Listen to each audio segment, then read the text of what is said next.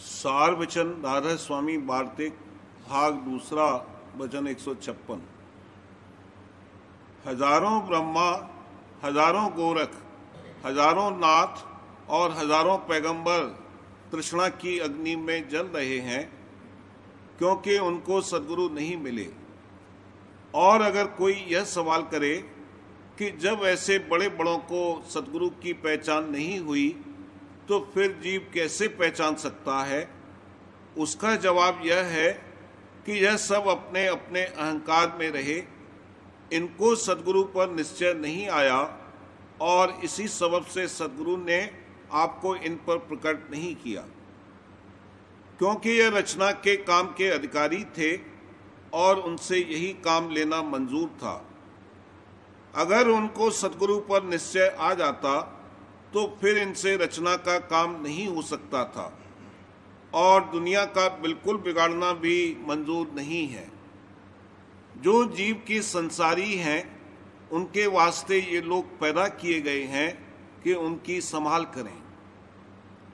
उनके लिए सद्गुरु का उपदेश नहीं है और न वह सद्गुरु के उपदेश को मानेंगे और न सद्गुरु का भाव उनके चित्त में समावेगा। अब सद्गुरु पुकार कर कहते हैं कि जब ऐसे बड़े बड़े जिनका निश्चय हजारों जीव बांधे हुए हैं 84 के चक्कर और नरक की आग से न बचे तो फिर जीव कैसे बचेंगे। पर इस वचन की प्रतीत वही जीव लावेंगे जिनका भाग परमार्थ का है और 84 से छुटकारा होने वाला है, यानी जिनको सच्ची और निर्मल चाह सच्चे मालिक से मिलने की है और जिनके संसारी वासना अनेक तरह की धसी हुई है, वह सद्गुरु के वचन की प्रतीत नहीं कर सकते। पर यह सबको मालूम होना चाहिए कि जन्म मरण से बचाने वाले और सदा सुख के स्थान के बख्शने वाले और निज धाम में पहुंचाने वाले सिर्फ संत सद्गुरु हैं और ब्रह्मा विष्णु महादेव और अवतार और देवता और पीर पैगंबर और औलिया आप ही निगुरे हैं, यानी इनको संत सद्गुरु नहीं मिले और न 84 के चक्कर से आप बचे और न दूसरे को बचा सकते हैं।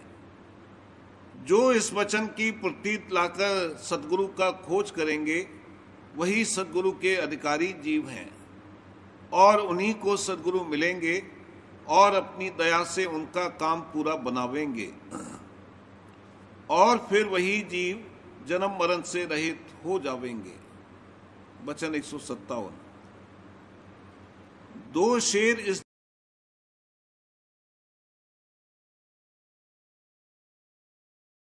जावेंगे तब तक परमार्थ नहीं बनेगा और सिवाय संत सद्गुरु के इनका मानने वाला और कोई नहीं है।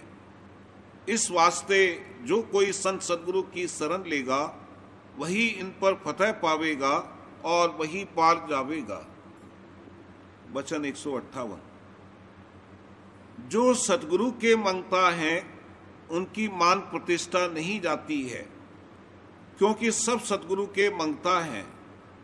ऐसा रचना में कोई नहीं है जो सद्गुरु का मंगता न होवे और जिनको सद्गुरु से मांगने में लाज और शर्म है वह काल के रूबरू दीन होंगे और उसके दंड उठावेंगे। बड़भागी वही है जो सद्गुरु के मंगता है। वचन 159। वेद और पुराण का जिनको निश्चय है वह कहते हैं कि लव मात्र के सत्संग से जीव के पाप दूर हो जाते हैं। फिर संतों के सत्संग के फल का क्या वर्णन किया जावे कि जिसकी महिमा वेद और पुराण भी नहीं कह सकते। जिनको संतों का सत्संग प्राप्त है तो इसमें कुछ शक नहीं है कि उनके दिन भर के पाप तो जरूर साफ होते होंगे। यह फल तो उनको हासिल होगा जो साधारण तौर पर नित्य सत्संग में आते हैं और वचन सुनते हैं और जो कि संतों का निश्चय रखते हैं और सद्गुरु वक्त से प्रीत करते हैं, उसके फल का तो कुछ वर्णन नहीं हो सकता। वचन 160। संतों की जो स्तुति करता है या निंदा करता है, दोनों का उद्धार होगा। पर जो सेवक होकर निंदा करेगा उसका अकाज होगा, उसकी निंदा की बर्दाश्त नहीं है। वचन 161। फायदा अंतर के सुनने और मानने से होता है, बाहर के कहने और सुनने वालों के वचन में असर नहीं होता, क्योंकि बहुत से पंडित और भेद पोथियां पढ़ाते और सुनाते हैं, पर जरा भी असर उनके दिल में नहीं दिखता। वचन 162। जब तक सतगुरु की दया न होगी तब तक जीव को निश्चय नहीं आवेगा, और जिसको सतगुरु के चरणों में प्रीत और प्रतीत है उसी को दया पात्र समझना चाहिए। बहुत से लोग यह चाहते हैं कि हमारे रिश्तेदार और कुटुंबियों को सतगुरु के चरणों में निश्चय आ जावे। यह चाहत तो बुरी नहीं है, पर इतना समझना चाहिए कि जब तक सतगुरु दया दृष्टि न फरमावेंगे तब तक प्रीत और प्रतीत आनी मुश्किल है। यह बात सतगुरु की मौज पर छोड़ देना चाहिए, क्योंकि जब वे चाहेंगे एक क्षण में प्रीत और प्रतीत बख्श देंगे और संसार के जाल से निकाल लेंगे।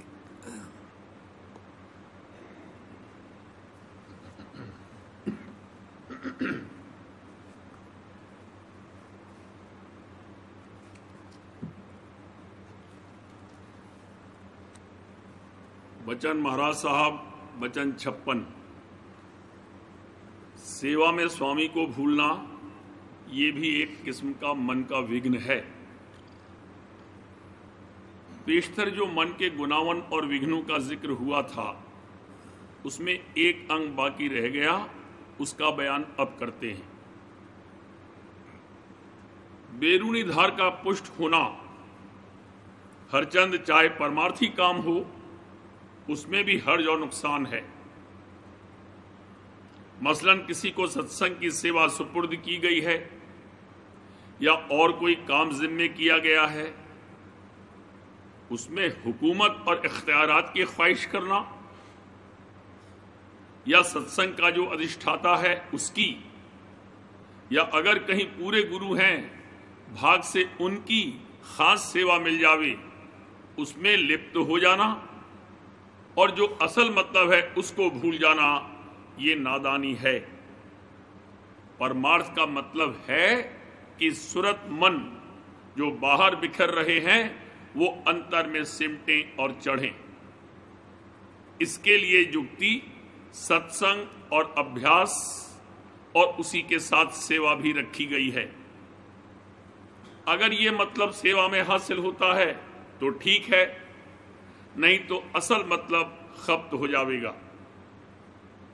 अब इससे यह न समझना चाहिए कि सेवा करना अच्छा नहीं है। अपने दर्जे के अनुसार सेवा भी जरूरी और मुफीद है, मगर इसी को मुख्य और मुकद्दम समझना और दिन रात बहिर्मुख कार्रवाई में उलझे और फंसे रहना और सुरत मन के सिमटाव और चढ़ाई की मुख्यता न रखना, ये गलत फहमी है।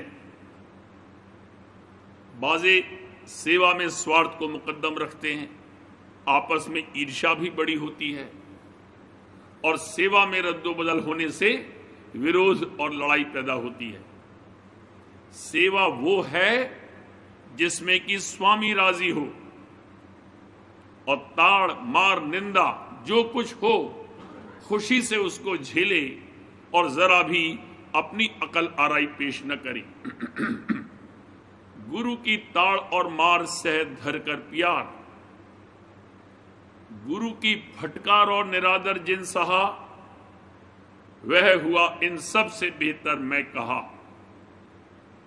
संत वचन हृदय में धरना, उनसे मुख मोड़न नहीं करना। मीठा कड़ुआ बोल सुहाई, मत को तेरे देह पकाई। गर्म सर्द का सोच न लाना, नरक अगिन से तो ही बचाना। कभी मेहर से शहद देवे तुझे, मुनासिब समझ जहर देवे तुझे। तो चुप होके ले और सिर पर चढ़ा, तो खुश होके पी और कह यह सदा कि धन धन है सदगुरु मेरे, उतारेंगे भौजल से बेशक परे। वह तो ताड़ मार फटकारें, मैं चरणन पर शीस चढ़ाऊं। ताड़ मार फटकार और गर्म सर्द मीठा कड़वा बोल जब संतों ने रवा रखा है, तब तो वचन बानी में भी कहा है। और जिसने की खान पान, खातिरदारी और स्वार्थ की मुख्यता की है, और जब गढ़त के वचन कहे गए तभी छोड़ने को तैयार हो गया, उसने गोया अपना परमार्थ मटिया मेट, नष्ट और भ्रष्ट कर दिया। और लोग तो संसारी भरम और बंधन में भूले हुए हैं, और ये परमार्थी भरम और बंधन में भूला हुआ है। इसको चाहिए कि सोच विचार करे कि मेरा ताल्लुक सत्संग से किस बात का है। जो नतीजा और मतलब है वो आयाम मिलता है कि नहीं, यानी सुरत मन सिमटते हैं या नहीं। अगर नहीं सिमटते हैं तो उसके लिए जतन करना चाहिए।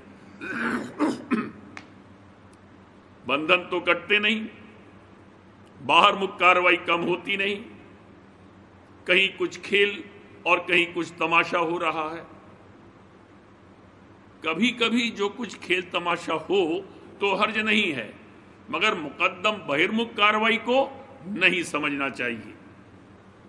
इसी तरह जब खानपान वगैरह के खातिरदारी हुई तब तो सेवा के लिए उमंग और उत्साह हुआ, नहीं तो जरा सी बात में रोष करने लगे और रूखे फीके हो गए।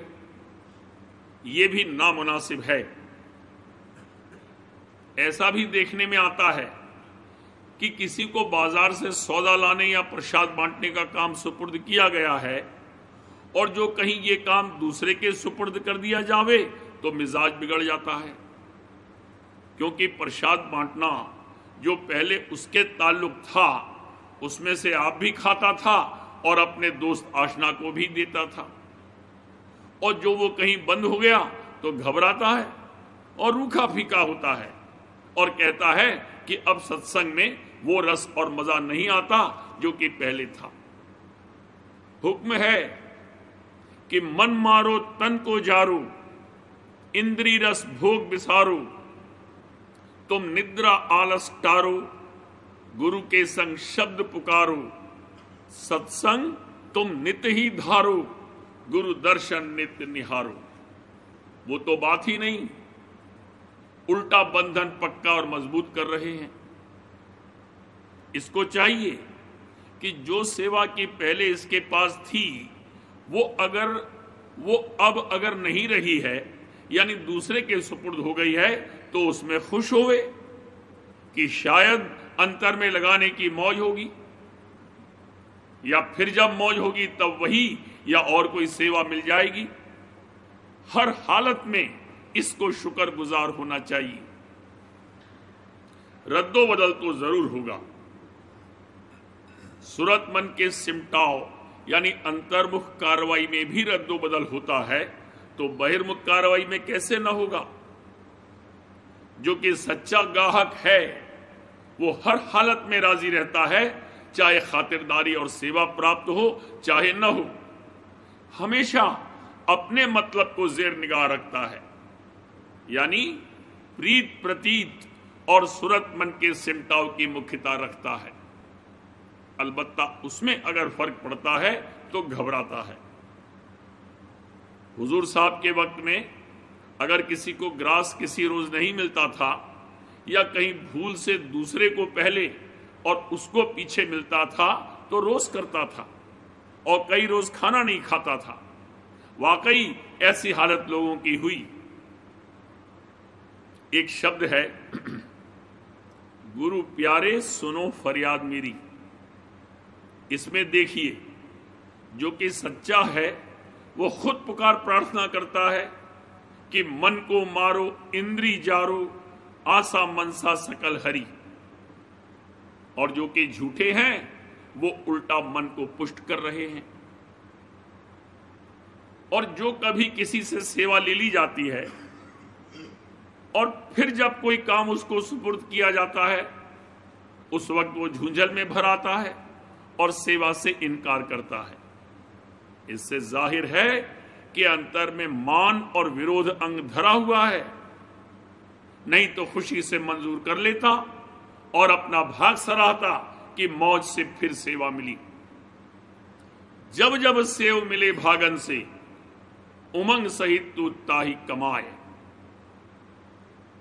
सवाल, लड़का जैसे किसी चीज पर रोष करता है और फिर जब वो उसको वो चीज दी जाती है तो इनकार करता है और नहीं लेता है, ऐसे ये लोग भी इनकार करते हैं। जवाब, वहां कहा है सत्संग करत बहुत दिन बीते, अब तो छोड़ पुरानी बान, कबलक करो कुटिलता गुरु से, अब तो गुरु को लो पहचान। अगर लड़का चोचले या नखरे करे तो मुजायका नहीं, वो जायज है, और जो कहीं बड़ा चोचला और नखरा करे तो गुस्ताखी है, उसकी बर्दाश्त नहीं। तालिब इल्म जो कि एबीसी क्लास में है वो अगर उस्ताद से लड़ाई करे कि हमको बीए की किताब क्यों नहीं पढ़ाते हो, वो नादान है। इसी तरह जो जिस सेवा के लायक नहीं है उसे अगर मांगे तो मूर्ख है। कहने का मुद्दा यह है कि सेवा का मतलब है कि जिसकी सेवा की जावे उसकी प्रीत जागे और याद आती रहे। ये नहीं कि उल्टी ईर्ष्या, विरोध, लड़ाई और रूखा फीकापन पैदा हो। असल में गुरु भक्ति बड़ी कठिन है। आब आंच सहना सुगम, सुगम खड़क की धार, नेह निबाहन एक रस, महा कठिन व्यवहार।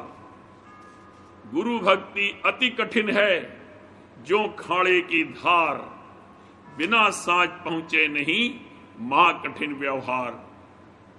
भक्ति दुहेली गुरु की, नहीं कायर का काम, शीस उतारे हाथ सो लेसी सतनाम। जब लग भक्ति सकाम है, तब लग निष्फल सेव, कहे कबीर वे क्यों मिले निहकामी निज देव।